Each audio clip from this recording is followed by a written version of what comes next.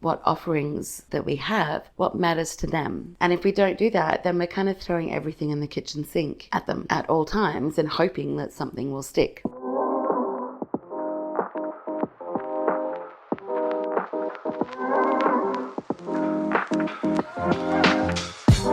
Hey, welcome to Content About Content, the podcast designed to make you feel more confident and content with all your content creation and management activities. I'm your host, Jen Robson. I'm the founding director of Engage Agency, the content agency based here in New South Wales, Australia. And today, I'm here to talk to you about audience. So let's get stuck to it, shall we? So audience. Who is audience? Where are they? How do you find them? What are they? Your audience are the people that you're talking to. They're the people that you are messaging to, you're writing for. They're the ones that are reading your message. And you need to define who they are. Obviously, you're going to have some people who come across your work. They will see what you're writing. They may be interested, they may not be. They're not your audience necessarily. You don't define your audience by who sees it. You define your audience by who you want to see it. And it's very important to have your audience worked out. Put simply, not everyone is your audience. Often, particularly with startups, I'll say to them, okay, who are you speaking to? And they'll say, well, everyone. Anyone can benefit from this. This is going to be good for everyone. This service, everyone needs this. Everyone. But here's the problem. That may be true. But if you don't know who you're writing for specifically, who your ideal audience is, then you're writing for no one. If everything matters, nothing matters. And that's the case when it comes to audience, just as it is for messaging and for everything else that comes into the copy mix in anything business, really. If everything matters, nothing matters. If everyone matters, no one matters. So you do want to start by defining who your ideal audience is. When you're looking at ideal audience, we do talk about one business having one audience. Reality is that's not the case for most businesses. Most businesses have multiple audience segments that they are targeting. For instance, here at Engage, we have multiple audiences. We have our enterprise clients and specific audiences within those businesses. We also have agencies because we do partner with design agencies in particular, but other agencies. And so we have specific people within those agencies that make up our audience in different roles within those agencies. And we need to define who those people are so we know what to say to them, how to say it to them, what tone to use, what voice to use, what messaging matters, what benefits or what offerings that we have, what matters to them. And if we don't do that, then we're kind of throwing everything in the kitchen sink at them at all times and hoping that something will stick. So we start by working out who our ideal audience is. When you are thinking about who your ideal audience is, you could be looking at the people you are most likely to sell to effectively. That may not be the right approach for your business. That's one approach. The people who are most likely to buy. The second is the people who are most likely to get the most value from your business. They're not necessarily the ones who are most likely to buy, but they're the ones that are going to get the most from you and have reason to come back. But they may be a harder sell to start with. Your audience could be your existing audience if you're really focusing on loyalty. The people who are already buying from you, who are already members or engaging with you on a regular basis. That might be your audience. And you want to be looking at those audiences to work out who is your primary audience, who is the most important audience for your business, and what defines them as a group. So that ideally, in the end, you end up with this persona that you could identify as an individual person. That person, you know where they live, you know if they're male or if they're female or if they're trans or otherwise identifying. You know if they have a partner or if they have kids.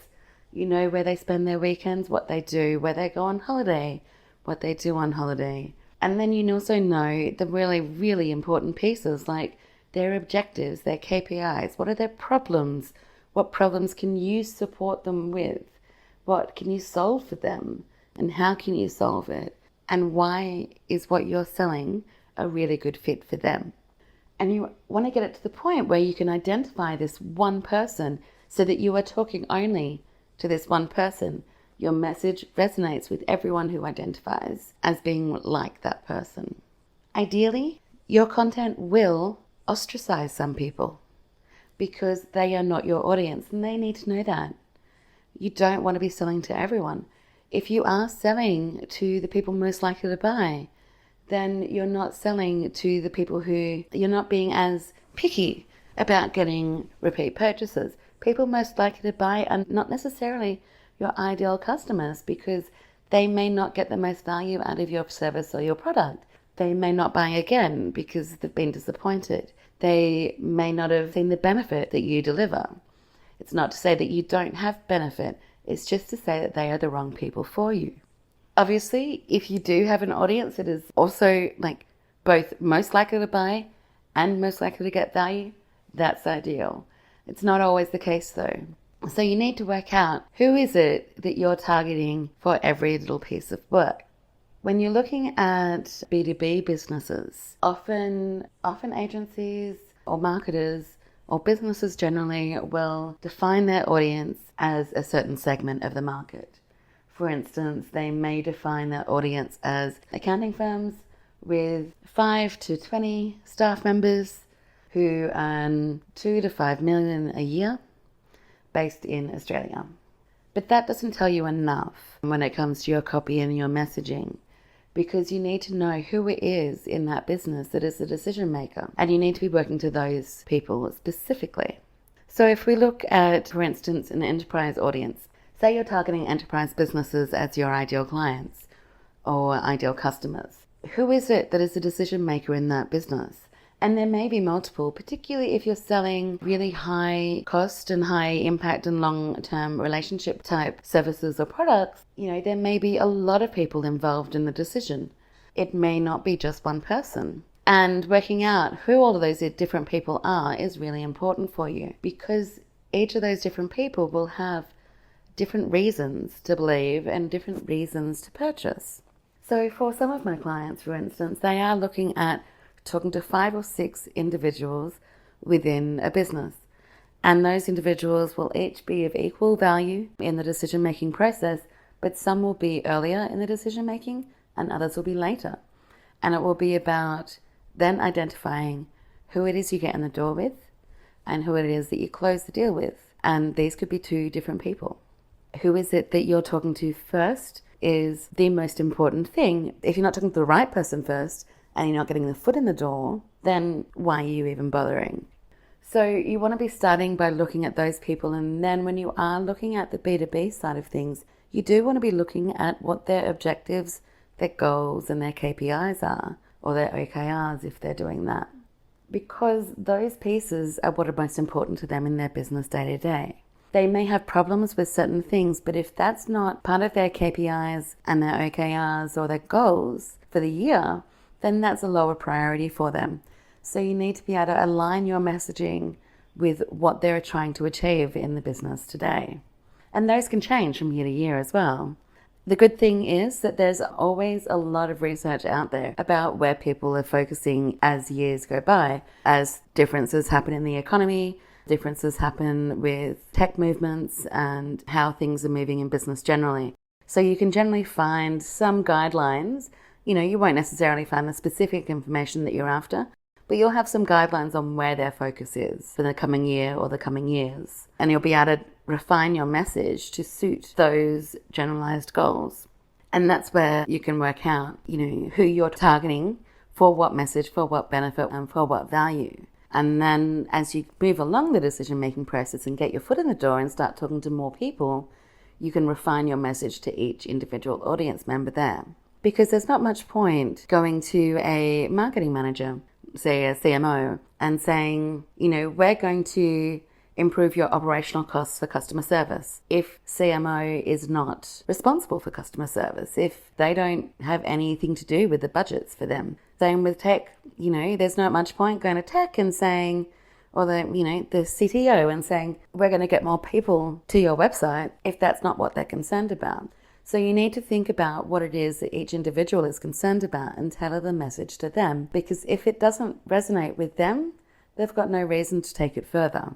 Everyone in the end is quite selfish about their own goals. They're focusing on what they need to focus on rather than what someone else does. There's no benefit to them to find something that services someone else. So how do you define who your audience is? Well, if you've got an existing audience, that's an amazing place to start. Start by going through who has bought from you before and segment that base by, repeat purchases. Who's buying a lot? Are they engaging a lot? If it's a SaaS product, for instance, and you can see their usage, who is engaging most? Who is getting the long-term lifetime value? And who is not? Looking at, are they one-time purchases and then they drop out?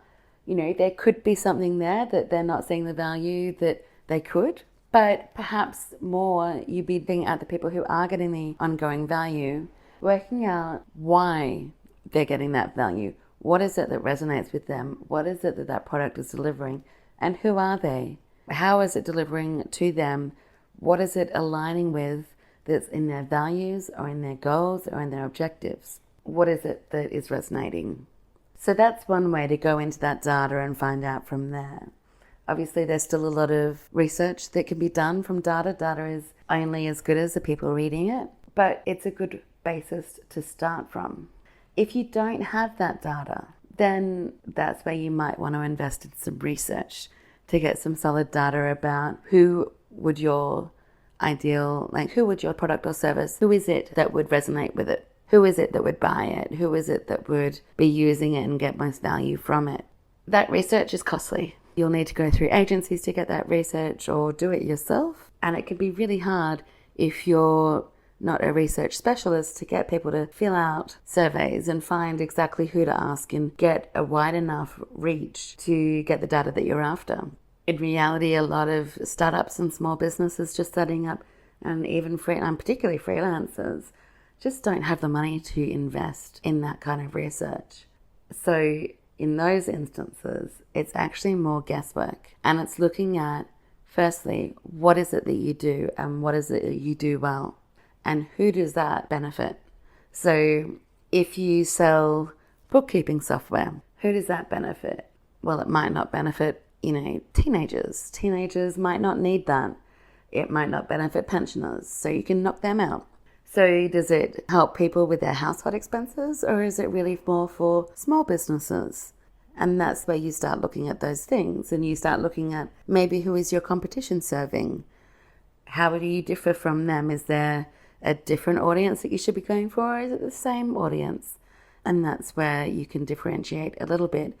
That may end up redefining who your product, like what your product or what your service is, by working out who your ideal audience is. An example that I've got in mind at the moment is this company called Rounded. They are a bookkeeping software and they only serve freelancers. And they do it very, very well. They've identified that there's a separation between what is delivered by the big software companies like Xero and Intuit, and they've identified what freelancers actually need and simplified the solutions so that they're only delivering for one audience. When people who are freelancers, if and when they then move to a company structure, then their solution is no longer applicable to them. So they don't talk to them anymore. They don't keep on servicing them because they know that they're no longer in their target audience. So when I first started, and I was freelancing before it became a business, and before we became a company, I was using Rounded and I was incredibly happy with their solution because it suited me perfectly. Whereas now I'm using Xero and I'm totally overwhelmed by everything in it. So I have a bookkeeper looking after that for me. It's a product that is not necessarily targeted to me, but it's targeted to my bookkeeper very, very well. And that's their audience there. So it's looking at who your audience is can also define what your product or service is, but looking at what your product and service is to start with and then identifying who your audience should be from that is also a good way to go, at least initially. But yes, you should also be considering what your audience needs for your product and sales development and your service development. So one thing that is very, very common and a lot of agencies will offer is persona development workshops. And we do that occasionally here at Engage, where we will meet with stakeholders in a business.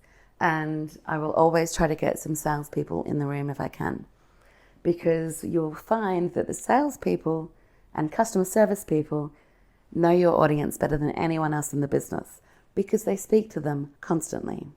Salespeople in a business know very, very quickly and very early in a conversation, if they're good, who is most likely to sign, who is most likely to buy, and who is going to take further convincing and who they shouldn't even bother with. They may, think they've got an ideal customer on the call, but 2 or 3 sentences in, 2 or 3 minutes, maybe 20 minutes, they'll know whether or not that's someone they can continue with. And so those people, bringing them into those calls and into those meetings to help define who your audience is, their insights are invaluable. And the same with customer service, because they're the ones who are sorting out the problems on a day-to-day basis. If there are issues, if there are, customers who constantly pay late, for instance, if there are customers who constantly complain and have problems, they know who they are and they know, therefore, where those problems are, where you're maybe not matching the right audience, or maybe where you're not delivering quite right for the audience. And so bringing those people into those workshops is incredibly valuable. They belong there more than most other people who would normally turn up to those meetings, which is a little bit frustrating because the people who most want to turn up to those meetings tend to be the marketing teams who don't have as much in an average business face-to-face or, one-to-one interaction with customers and potential customers. So if you are going to pull together a workshop to try and identify your audience, bring sales in, bring customer service in. They know. And they can tell you, who is it? What is it that they're after? What are the people looking for?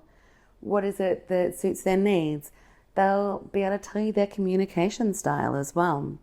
Do they want facts? Or do they want some guidance and some fluffy stuff around the edges? Do they get straight to the point, or do they like to connect a bit more? And that will help you define your content, your messaging, and your content strategy. And that's all very, very important for making sure that the messaging that you do develop does resonate in the end and does lead to that sale. So that's the end of my notes, I think, for today's episode.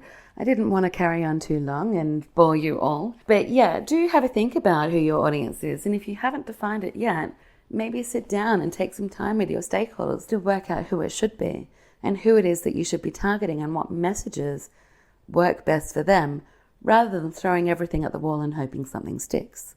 If you do need help, reach out. Just ask. That's what we're here for.